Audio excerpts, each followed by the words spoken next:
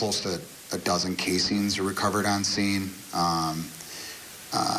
So there was a lot of gunfire. A 20-year-old man is dead after a shooting in downtown Madison early this morning.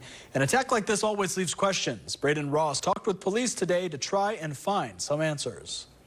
It's never easy. Early Sunday morning, a Father's Day turned tragic after a shooting in downtown Madison left a 20-year-old man dead. It's a lost life. He grew up in Madison, so there's a lot of contacts in this community. Not a great thing to hear on Father's Day for anyone. Lieutenant Jason Ostringa says police responded to reports of gunfire on the corner of East Dayton Street and North Blair Street just after 3:30 a.m. At least a couple dozen people, at least, that were present in the area. Close to a dozen casings were recovered on scene.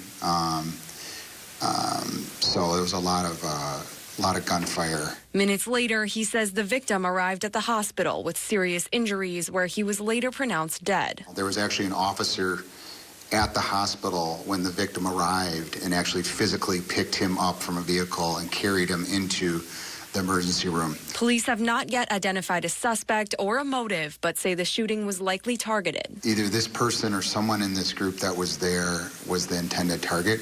That's our initial guess. Ostringa noted that police had also received an unusually high number of calls for fights on State Street earlier that night, but aren't sure if they were related to the shooting. He says his team is still working to find answers and urged the public for help in their investigation. Someone knows something. I mean, that's someone saw something. We need help. We really do. If you have any information related to this incident, you can call Madison Crime Stoppers at 608-266-6014. We will keep you updated as the investigation unfolds both here and on the Fox 47 website.